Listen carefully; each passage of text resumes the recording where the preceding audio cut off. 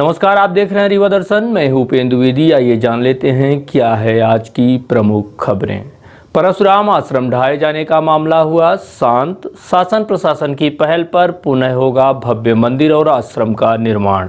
सनकादिक महाराज ने किया भूमि पूजन। कलेक्ट्रेट सभागार में संपन्न हुई राजस्व अधिकारियों की मासिक समीक्षा बैठक। रीवा कलेक्टर ने जिले भर के अधिकारियों को जारी किए आवश्यक दिशा निर्देश। अपहत किशोरी को पुलिस ने किया यूपी से दस्तयाब। अपहरणकर्ता भी हुआ गिरफ्तार। और पुलिस कंट्रोल रूम में जिले भर के आला अधिकारियों की डीआईजी व एसपी ने ली अहम बैठक। इन खबरों को आगे हम विस्तार से देखते हैं।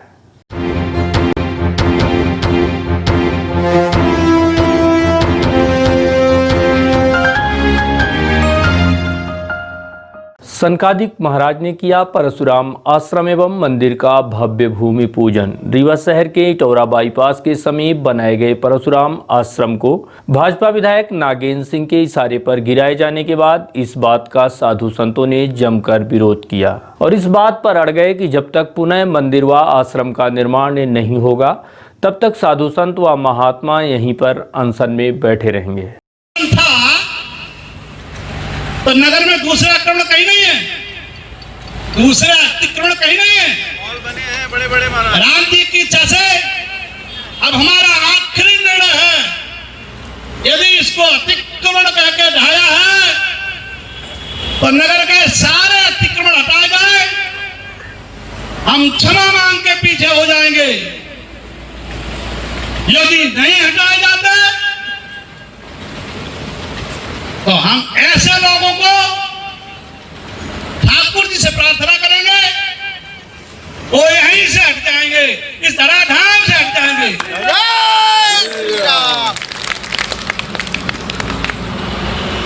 राम जी की इच्छा से ये लड़ाई 2 दिन 4 दिन की 10 दिन की नहीं है, ये लड़ाई आर पार की है, आखिरी श्वास तक रहने तक की लड़ाई है।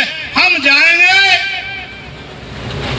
हम अपनी पीढ़ी को छोड़ के जाएंगे, वो लड़ेंगे, वो जाएंगे, उसके बाद जो होंगे वो लड़ेंगे। ये लड़ाई का कभी अंत नहीं होगा जब तक सनातन धर्म का पुनः सम्मान नहीं होगा, तब तक हम लड़ते रहेंगे, लड़ते रहेंगे, लड़ते रहेंगे। हम भी लड़ेंगे, हम भी लड़ेंगे, हम भी लड़ेंगे। इधर साधु संतों के इस संकल्प के बाद भाजपा कांग्रेस समेत कई दलों के नेता सनकादिक महाराज से मिलने पहुंचे और इस बात पर दुख व्यक्त किया। साथ ही कांग्रेस नेताओं ने इस बात का जमकर विरोध भी किया है। हालांकि विरोध प्रदर्शन के बीच ही गत दिवस पूर्व मंत्री व रीवा विधायक राजेंद्र शुक्ल समेत रीवा सांसद जनार्दन मिश्र भी परशुराम आश्रम स्थित सनकादिक महाराज से मिलने पहुंच गए।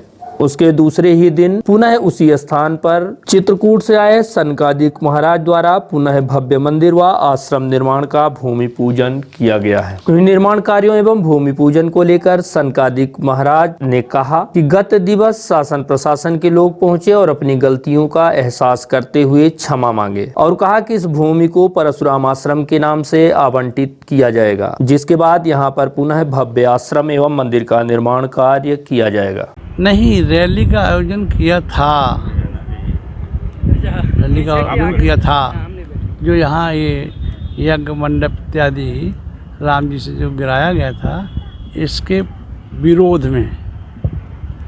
मगर कल यहाँ राम जी की इच्छा से प्रशासन और शासन आके इस कृत्य के लिए क्षमा मांग गए हैं और बोला है कि इस भूमि को हम प्रायश्चित के रूप में भगवान को नाम से आवंटित करेंगे। हाँ, बोले ना कि वो राम बोले कि हम इस भूमि को जो प्रोसेस करके वो भगवान के नाम से आवंटित करा देंगे। कलेक्ट्रेट सभागार में संपन्न हुई मासिक समीक्षा बैठक। Rewa collector doctor Ilaiyaraaja T ने जिले भर के राजस्व अधिकारियों से राजस्व कार्यों की स्थिति का जायजा लेते हुए जारी किए आवश्यक दिशा निर्देश। आयोजित बैठक के दौरान कलेक्टर द्वारा राजस्व से संबंधित कार्यों की समीक्षा बैठक लेते हुए राजस्व के दाखिल खारिज के लंबित मामलों के अलावा बंटवारा, नामांतरण, सीमांकन सहित रेवेन्यू केस मैनेजमेंट सिस्टम द्वारा किए जा रहे कार्यों की समीक्षा की है। बैठक के दौरान कलेक्टर द्वारा राजस्व संग्रहण सहित अन्य संबंधित मामलों के संबंध में विस्तार से जानकारी ली गई और इन मामलों पर उचित कार्यवाही करने के निर्देश भी जारी किए गए और शासन द्वारा निर्धारित लक्ष्यों की पूर्ति करने के भी दिशा निर्देश जारी किए गए हैं। साथ ही उन्होंने संबंधित अधिकारियों को निर्देशित किया है कि अपने क्षेत्र में अपने स्तर पर ही शासन द्वारा चलाए जा रहे जनहितैषी कार्यों को सही तरीके से मॉनिटरिंग करें ताकि सारे कार्य प्रगति पर रहें और समय पर पूरा हो सकें। आयोजित बैठक के दौरान कलेक्टर डॉक्टर इलैयाराजा टी के अलावा joint collector Arvind Jha, Anjali Dwivedi, SDM गुड़ शैलेंद्र सिंह के अलावा अन्य तहसील से आए हुए राजस्व विभाग के वरिष्ठ अधिकारी, तहसीलदार, नायब तहसीलदार एवं अन्य अधिकारी कर्मचारी मौजूद रहे। अपहत किशोरी को यूपी से पुलिस ने किया दस्तयाब, आरोपी भी फंसा पुलिस के चंगुल में। यह घटना बड़े ही सातिराना अंदाज में घटित हुई थी, जिसमें दुल्हन सजाने के नाम पर सातिर बदमाश द्वारा दो बहनों को अपने पास बुलाया और फिर अपहरण कर उन्हें इलाहाबाद के किसी बार डांस में डांस करने के लिए जबरन मजबूर करने लगा।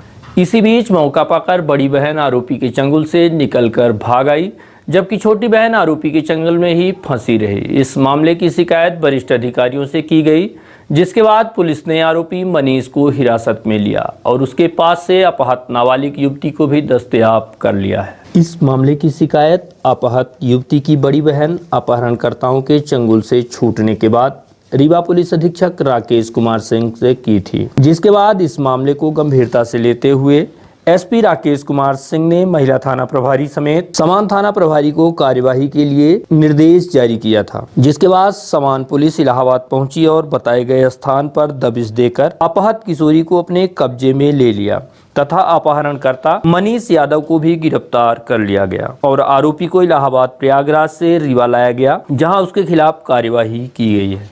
सर, हम तो दीदी के साथ गए थे, डायरेक्ट वहाँ गए तो वहाँ जाने के बाद पता चला कि हम लोग को डांस कराने के लिए बातें चलने लगी, तो हम लोग ने मना कर दिया। तो ज़बरदस्ती रखे थे और छोड़ भी नहीं रहे थे। हमने बोला कि छोड़ दीजिए, हमको जाना है रीवा, तो बोले कि नहीं छोड़ूंगा, मैं अपना काम करवा के ही छोड़ूंगा।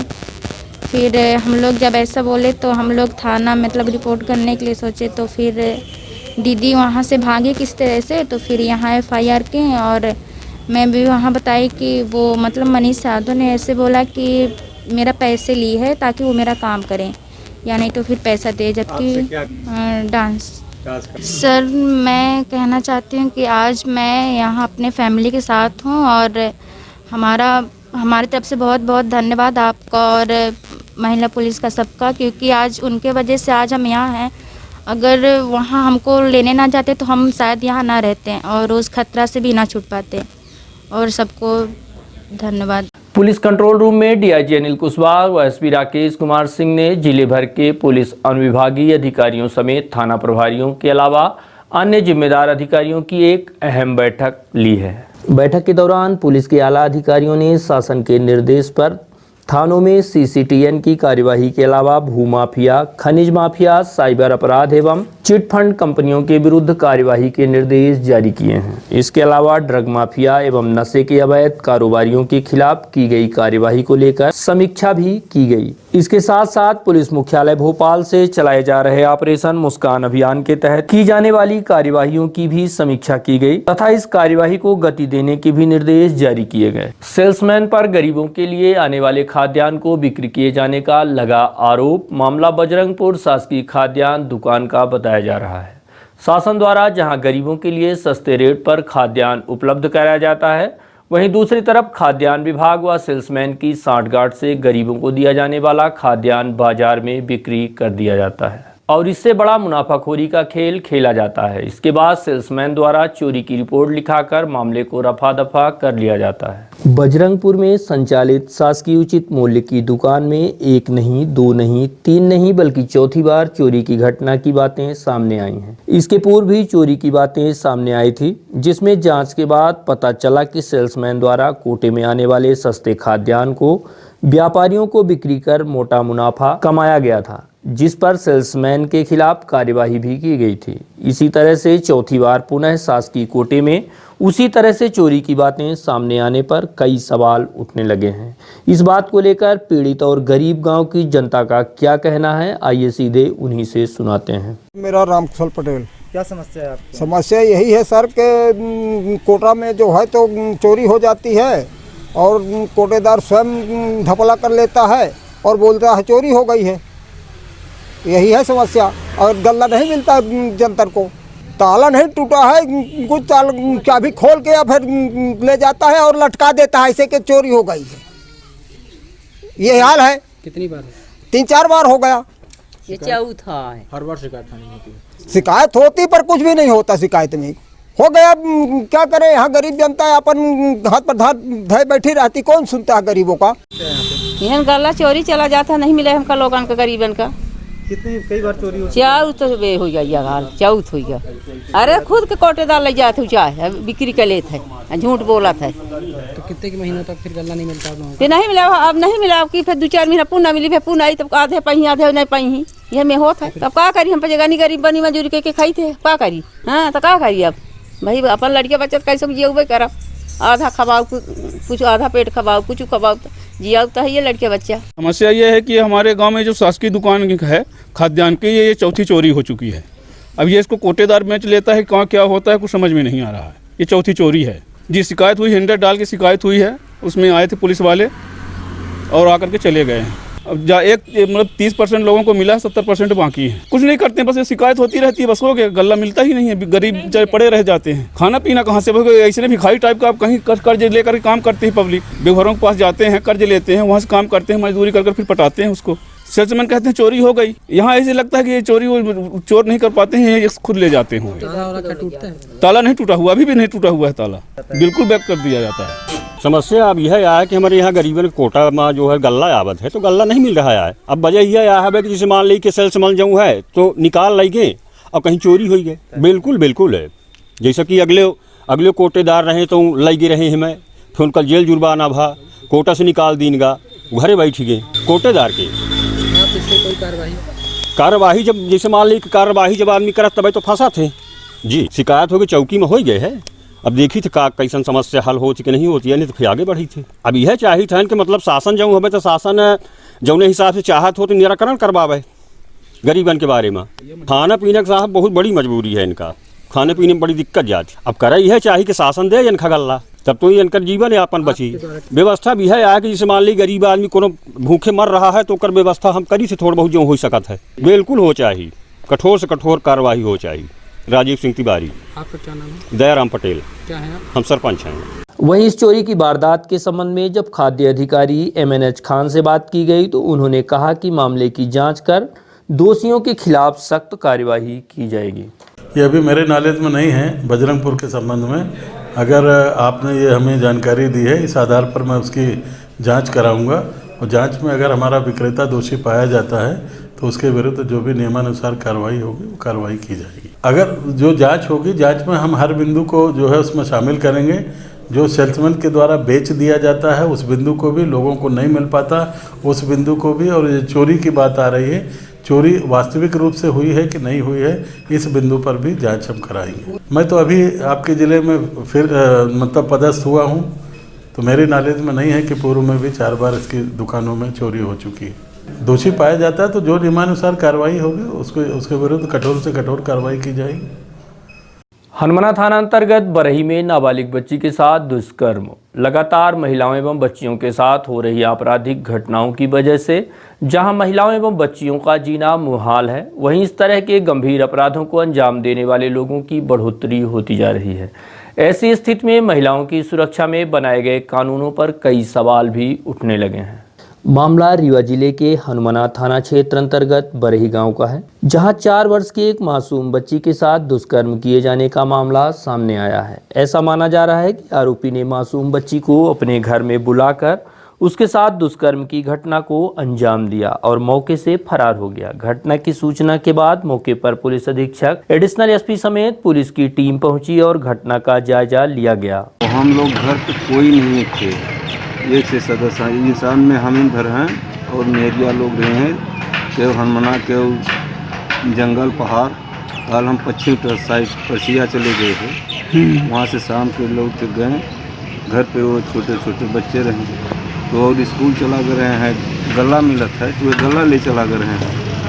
और वहाँ से जो है तो लोग आए, 2 बच्चे थे, एक बच्ची एक बच्चा घर में, तो बंटी खेल रहे हैं आपस में। तो वो लोग जो है तो वो आदमी जब पहुँचा तो उसका मारा है शायद, पकड़ के फिर अंदर ले गया है।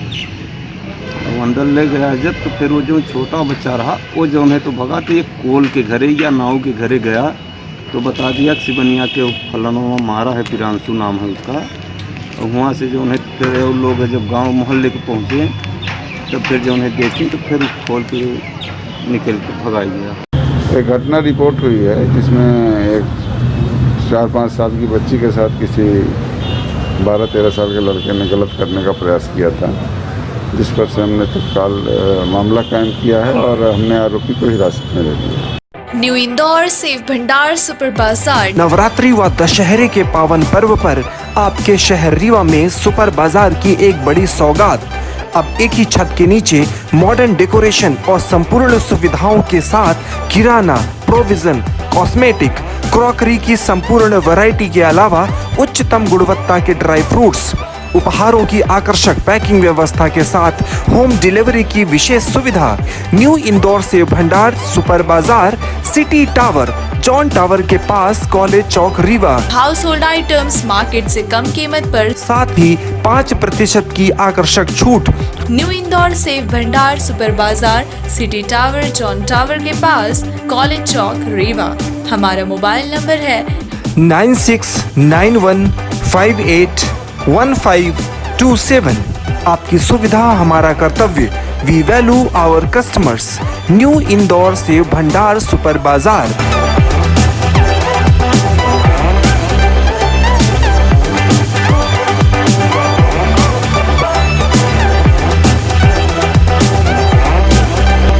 नहर में मिली लाश, गांव में मचा हड़कंप। मामला है सगरा थाना क्षेत्र अंतर्गत का, जहां नहर के किनारे एक युवक की लाश देखी गई, जिसका नाम सचिन विश्वकर्मा बताया जा रहा है, जो कि अमहा लाल गांव का रहने वाला है, जो रीवा में रहकर प्राइवेट नौकरी करता था। घटना की जानकारी देते हुए सगरा थाना प्रभारी ओमकार तिवारी ने बताया कि युवक की लाश पाई गई है, जो अमहा थाना गढ़ का रहने वाला है। वर्तमान में रीवा स्थित नए बस स्टैंड के पीछे रहता था, जिसके गुमशुदगी की सूचना भी समान थाने में दर्ज है। मौके पर पहुंची पुलिस ने शव को बरामद कर लिया है तथा मर्ग कायम कर कार्यवाही की जा रही है। ये एक नवयुवक की लाश मिली है, सचिन विश्वकर्मा, पिता संतोष विश्वकर्मा, निवासी अमहा थाना गढ़ का है, जो वर्तमान में नए बस स्टैंड के पीछे रहता था रीवा में।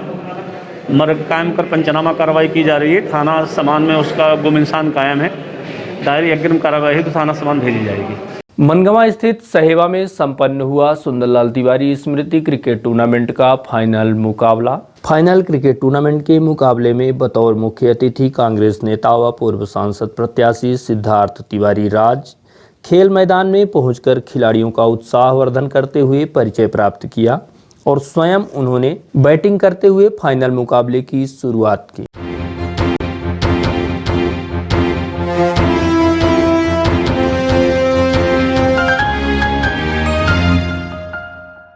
और अब चलने से पहले आज की प्रमुख खबरें एक बार फिर। परशुराम आश्रम ढाए जाने का मामला हुआ शांत। शासन प्रशासन की पहल पर पुनः होगा भव्य मंदिर और आश्रम का निर्माण। सनकादिक महाराज ने किया भूमि पूजन। कलेक्ट्रेट सभागार में संपन्न हुई राजस्व अधिकारियों की मासिक समीक्षा बैठक। रीवा कलेक्टर ने जिले भर के अधिकारियों को जारी किया आवश्यक दिशा निर्देश। अपहृत किशोरी को पुलिस ने किया यूपी से दस्तयाब। अपहरणकर्ता भी हुआ गिरफ्तार। और पुलिस कंट्रोल रूम में जिले भर के आला अधिकारियों की डीआईजी व एसपी ने ली अहम बैठक। तो ये थी आज की प्रमुख खबरें। देखते रहिए रीवा दर्शन। दीजिए हमें इजाजत। नमस्कार।